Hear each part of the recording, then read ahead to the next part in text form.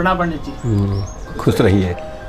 ठीक है, आज हम लोग जो डिस्कस करने वाले हैं कि ये अनंत चतुर्दशी जो हम लोग के यहाँ सेलिब्रेट किया जाता है, मनाया जाता है, एक पर्व है हम लोग का, तो इसका क्या महत्व है और थोड़ा संक्षिप्त में वर्णन थोड़ा सा बता दीजिए कि क्या महत्व है, कैसे करना चाहिए और कितना हमारे सनातन धर्म में ये महत्वपूर्ण जगह रखता है। ये पर्व जो है भाद्रपद शुक्ल चतुर्दशी को, शुक्ल पक्ष चतुर्दशी को मनाया जाता है। इस दिन ही जो है मनुष्य अलोना रह करके बिना नमक खाए हुए, कोई मनुष्य जो है कभी एक वक्त खाते हैं, कोई दोनों वक्त खाते हैं, लेकिन इस दिन जो है लोग खीर और सेवई खाना ज़्यादा पसंद करते हैं, मीठा खाना पसंद करते हैं। नहीं, नमक नहीं, नमक वर्जित है। और ये अनंत व्रत की पूजा इस दिन की जाती है सनातन धर्म। भगवान मतलब विष्णु जी। हाँ, विष्णु जी का व्रत ये किया जाता है, विष्णु भगवान की ही पूजा है। और इसकी विधि है कि मनुष्य जो है सुबह स्नान आदि करके निवृत्त होकर गंगा स्नान करके आवें और जो है घर में जो है अपना अक्षत फूल चंदन दुर्बा ले करके 14 गांठ के कुमकुम रंग से रंगा हुआ, माने हल्दी रंग कुमकुम रंग से रंगा हुआ 14 गांठ के डोर का पूजन करके, पुरुष हो तो दाहिने बाहों में, स्त्री हो तो बाएं बाहों में इसका धारण करें। हाँ, धारण करें। अब जैसा कि आप बोल रहे हैं कि गंगा जी स्नान, सब जगह तो गंगा जी नहीं है, तो नॉर्मल, हाँ, नॉर्मल स्नान, पवित्र स्नान, पवित्र हो लें। हाँ, कहने का तात्पर्य ये है कि मनुष्य उस दिन अपने घर में भी स्नान करके शुद्ध हो लें अपने आप, तब इस त्यौहार को करें मन में रखते हुए और श्री कृष्ण का ध्यान करके इस पर्व का प्रादुर्भाव करें। पंडित जी ये बताइए कि ये पूजा जो है, पूजन अनंत भगवान का, ये मंदिर में करें तो अच्छा ही है, लेकिन अगर जिनके पास आसपास मंदिर नहीं है तो अपने घर में भी श्रद्धा भाव से जो है पूजा कर सकते हैं। विधि विधान के साथ घर पर भी रह करके पंडितों को बुला करके आराम से कथा वाचन करते हुए अनंत चतुर्दशी का व्रत कर सकते हैं। और गंगा के किनारे भी, कोई नदी किनारे भी अगर जिसको है तो वहाँ भी इस पर्व को हाँ कर सकते हैं, जो पवित्र माना गया है। तट पे भी सनातन धर्मी लोग गंगा तट पे करते हैं, मंदिरों में भी करते हैं, और ख़ास करके अपने घर, कहीं अगर मंदिर आसपास नहीं है तो अपने घर में भी अपना ये अनंत डोर को बांध सकते हैं पूजन करके विधिवत। जिनके पास कथा सुनने का नहीं है तो वो मतलब कथा का क्या महत्व है, आप पढ़ लीजिए या सुन लीजिए, सुनने से भी क्या फ़ायदा हो सकता है। आप अगर नहीं कर सकते हैं तो कहते हैं ना कि नए बोल सकते हो, कम से कम सुन तो सकते हो, तो इसका महत्व होता है ना। तो वो चीज़ आप बताइएगा कि अगर आप माने अनंत व्रत का कथा का क्या महत्व है। हाँ, अगर देखिए, आप या तो आप मंदिर चले जाइए, ऐसा ही होता है ना, मंदिर में जाके सुन लीजिए, नहीं तो अपने से कर लीजिए, नहीं अपने से कर सकते, कम से कम सुन तो सकते ही हैं। सुनने से भी नहीं, आजकल की लोगों में ये भ्रांतियां हो गई है, विकृतियां आ गई है, लोग कि सनातन धर्मी होकर के भी लोग अपने पूजा पाठ से दूर होते चले जा रहे हैं। श्रद्धा जहाँ भी कहीं हो, वहाँ कहीं भी रह करके भी आप इस पूजन को कर सकते हैं और श्रद्धा भाव से इस डोर को बांध सकते हैं पूजन के बाद। ठीक है। और रही बात कथा की, तो वो हम अपने दर्शकों को आपकी आवाज़ में कथा अवेलेबल करा देंगे ऑडियो, ताकि वो जब चाहें सुन सकें। हाँ, क्यों नहीं, आराम से। तो ये अवेलेबल हो जाएगा आपकी आवाज़ में, तो अच्छा लगेगा हम लोगों को। नहीं, ठीक है, आप कथा को भी मैं बढ़िया से बता दूंगा ताकि लोगों की समझ में आ जाए। सनातन धर्म के लोग हैं तो हम लोगों को तो पूजा पाठ के प्रति लोगों की आस्था होनी चाहिए, और आस्था होने से हमारी धर्म की जो है प्रचार होती है, धर्म से हम लोग जुड़े हुए हैं, सनातन धर्म से। इसलिए हिंदू धर्म के जितने भी लोग हैं इस त्यौहार को मनाना चाहिए, और लोग मनाते भी हैं। हाँ, मनाते हैं। हाँ, अपने क्षेत्र में तो मनाते हैं। ये अनादिकाल से चली आ रही, ये व्रत आज नहीं, अनादिकाल से चली आ रही। हम दिल्ली में रहे तो वहाँ इसका कोई हिसाब कोई नहीं, पंडित लोग हैं, नहीं पंडित लोग हैं तो मान्य हैं, हाँ, लेकिन इसके मर्म को नहीं जानते। जिस मतलब लोकेलिटी में हम रहते हैं वहाँ किसी को कुछ नहीं पता कि अनंत चतुर्दशी भी कुछ होता है।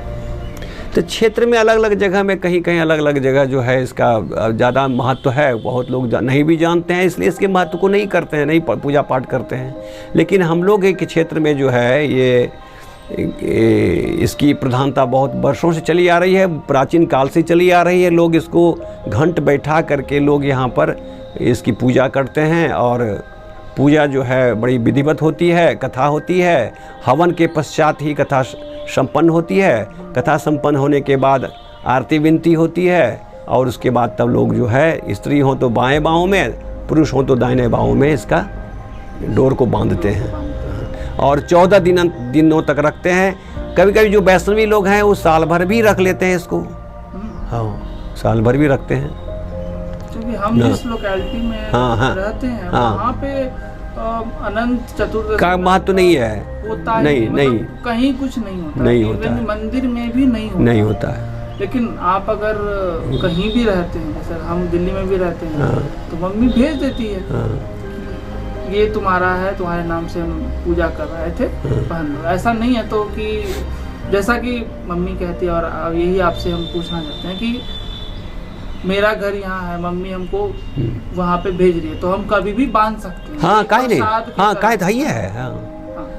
वो तो कोरियर से या बाय डाक से या कहीं से भी लोग भेज देते हैं तो उस डोर को बांधते हैं लोग। इस इंटरव्यू के बाद हम लोग स्टार्ट करते हैं। ठीक है, हम कथा आपको विस्तार से सुना देते हैं।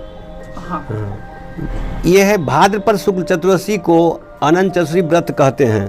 इस दिन अनंत भगवान की पूजा की जाती है और अलोना व्रत रखा जाता है। वैसे इसमें केवल एक बार बिना नमक का भोजन करने की प्रथा है, किंतु वह स्थान पर दोनों वक्त बिना नमक का भोजन लोग करते हैं। वैसे सेवई और खीर का लोग इस दिन अधिक पसंद करते हैं। इसका विधान संक्षेप में मैं बताना चाहूँगा कि प्रातः काल में नित्य कर्म कर स्नान आदि से निवृत्त होकर अक्षत दुर्वा और शुद्ध से 14 गांठों से बने हुए हल्दी से रंगे हुए अनंत का पूजन किया जाता है। पूजन के बाद घृत का संक्षिप्त हवन भी किया जाता है। तदंतर अनंत देव का स्मरण करते हुए निम्नलिखित मंत्र के साथ उसे दाहिनी भुजा में बांधा जाता है। अनंत संसार महासमुद्रे मग्नान सभ्युदर वासुदेव अनंत रूपे विनियोजस्व ह्युनंत सूत्राय नमो नमस्ते। और तब नीचे दी गई कथा सुनी या कहकर सुनाई जाती है। अनंत चतुर्दशी का दोरक यदि किसी कारण से टूट जाए तो कृच्छ आदि प्रायश्चित करके ओम नमो भगवते वासुदेवाय इस मंत्र से घी का 108 आहुतियाँ का हवन करके पुराने दोरक को उतार दें और नवीन दोरक को पहनने की भांति पूजन करके धारण करें। कथा संक्षिप्त में इस प्रकार है। शकुनी के छल द्वारा दुर्योधन से जुए में राजपाट सब कुछ हार जाने के बाद पांडु पुत्र युधिष्ठिर जब अपने भाइयों तथा पत्नी द्रौपदी के संग 12 वर्ष का वनवास भोग रहे थे तो एक दिन उसके आश्रम में भगवान श्री कृष्ण का पदार्पण हुआ। दुख की उस घड़ी में भगवान श्री कृष्ण के इस अलभ्य दर्शन से पांडव बहुत प्रसन्न हुए। वार्तालाप के बीच में युधिष्ठिर ने भगवान से अपनी इस विपत्तियों से छुटकारा पाने का जब उपाय पूछा तब भगवान ने उन्हें इसी अनंत व्रत को पूरा करने का उपदेश दिया। इस व्रत का महात्म्य बताते हुए भगवान ने बताया, युधिष्ठिर सतयुग में सुमंत नाम का एक ब्राह्मण था। उसके शीला नाम की एक कन्या थी। सुमंत की पहली पत्नी का जब देहांत हो गया तो उसने अपना दूसरा विवाह कर लिया। दुर्भाग्यवश शीला की उसकी विमाता से नहीं पटती थी क्योंकि वह अत्यंत कर्कशा तथा ईर्ष्यालु स्वभाव की थी। शीला भगवान में भक्ति रखती थी। जब वह बड़ी हुई तो उसका कौंडिल नाम के एक योग्य ब्राह्मण कुमार से विवाह हुआ। विदाई के समय विमाता ने शीला को कुछ छोटी मोटी सामग्रियां ही दी थी। मार्ग में पति के संग जाते हुए उसने एक नदी के तट पर कुछ स्त्रियों को अनंत का व्रत करते हुए देखा। उसके हृदय में भक्ति तो थी ही, उस स्त्रियों से पूछकर उसने भी उसका विधिवत अनुष्ठान किया। भगवान की कृपा से थोड़े ही दिनों में शीला का घर धन धान से भर गया। शीला अनंत से युक्त उस धागे को अपनी भुजा में छिपा कर रखती थी। संयोगात एक दिन कौंडिल ने पत्नी की भुजा में उस साधारण धागे को बंधा देखकर पूछा कि इतने आभूषणों के होते हुए भी तुमने सूत का धागा क्यों बांध रखा है? यह तेरी सुंदर भुजाओं में मुझे तनिक भी अच्छा नहीं लगता। शीला पति का कुछ समाधान करती कि इसी बीच कौंडिल ने उसके धागे को तोड़कर सम्मुख जलती हुई आग में डाल दिया। शीला विह्वल होकर दौड़ पड़ी और आग में जलते हुए उस धागे को, उस डोर को उसने दूध की शीतल धारा पे छोड़ दी। इस अविवेकपूर्ण कुकर्म से परिणाम स्वरूप कौंडिल का संपूर्ण ऐश्वर्य शीघ्र ही जाने कहाँ विलुप्त हो गया। उसने अपने हृदय में यह मान लिया कि उसी कुकर्म से मेरी यह दशा हुई है। तदंतर उसने अनंत भगवान को ढूंढकर प्रसन्न करने के लिए वन का मार्ग पकड़ा। मार्ग में कौंडिल को एक आम का विशाल वृक्ष दिखाई पड़ा, जिसमें फल तो बहुत लगे थे, किंतु सब फलों में कीड़े पड़ गए थे। पक्षी भी उसे नहीं खा रहे थे, न पूछते थे। कौंडिल ने उस वृक्ष से अनंत भगवान का पता पूछा, किंतु वृक्ष उसे कुछ भी नहीं बता सका। जब वह आगे बढ़ा तो उसने एक सवत्सा गौ देखी, जो हरित घासों से भरे हुए मैदान में दौड़ लगा रही थी, किंतु घास नहीं खा रही थी। थोड़ी दूर आगे बढ़ने पर उसने भी अनंत भगवान का पता पूछा, किंतु वहाँ भी उसे नहीं का ही उत्तर मिला। आगे बढ़ने पर कौंडिल ने 2 विशाल जलाशय देखे, जिनके जल एक दूसरे में आ जा रहे थे। कुछ दूर आगे बढ़ने पर उसने एक गधे तथा एक हाथी को भी देखा, जो वन मार्ग से टहल रहे थे। उन सबसे भी उसने अनंत भगवान का पता पूछा, किंतु कोई भी उसे नहीं बता सका। कौंडिल उदास हो गया और थक कर एक निर्जल स्थान पर बैठ गया। थोड़ी देर बाद वहीं पर एक वृद्ध ब्राह्मण का वेश धारण किए हुए भगवान स्वयं आ गए और कौंडिल को गिरि गुफा में लिवा ले गए। उस गुफा में जाने पर कौंडिल ने भगवान विष्णु का प्रत्यक्ष दर्शन किया। कौंडिल ने बड़ी भक्ति और आतुरता से भगवान की प्रार्थना की और उसने अपराध को क्षमा करने की विनती की। भगवान प्रसन्न हुए और उन्होंने कौंडिल को पुनः 14 वर्षों तक अनंत व्रत का विधिवत पालन करके पूर्ववत सुखी शांति संपन्न होने का वरदान दिया। कौंडिल ने भगवान से मार्ग में मिले हुए वृक्षों आदि के संबंध में पूछा कि उन सब की यह अवस्था क्यों है। तब भगवान ने उसे बताया कि उक्त वृक्ष पूर्व जन्म में एक विद्वान ब्राह्मण था, किंतु किसी को उसने अपनी विद्या का दान नहीं दिया। वह गाय पहले भूमि थी, किंतु बंजर थी। जो बीज डाला जाता था उसे जमने नहीं देती। वह बैल धर्म अधर्म व्यवस्था करने वाला विद्वान था, किंतु स्वयं किसी वस्तु का विचार नहीं करता था। वे दोनों जलाशय 2 संगी बहनें थी, जो एक दूसरे को दान पुण्य किया करती थी, किसी दूसरे को नहीं देती थी। वह गधा क्रोध का तथा हाथी अभिमान की प्रतिमूर्ति था, और वह वृद्ध ब्राह्मण स्वयं मैं था। और यह विवरण बताकर गिरि गुफा से भगवान अंतर्ध्यान हो गए। कौंडिल अत्यंत प्रसन्नता के साथ अपने घर वापस आ गया और शीला के संग इस व्रत का पालन कर बहुत दिनों तक सांसारिक सुखों का अनुभव कर स्वर्ग की प्राप्ति की। भगवान श्री कृष्ण की यह कथा सुनने पर पांडु पुत्र युधिष्ठिर ने भी अपने भाइयों तथा द्रौपदी के साथ 14 वर्षों तक अनंत का व्रत रखा और इसके पुण्य प्रभाव से अपने समस्त कष्टों से छुटकारा प्राप्त किया।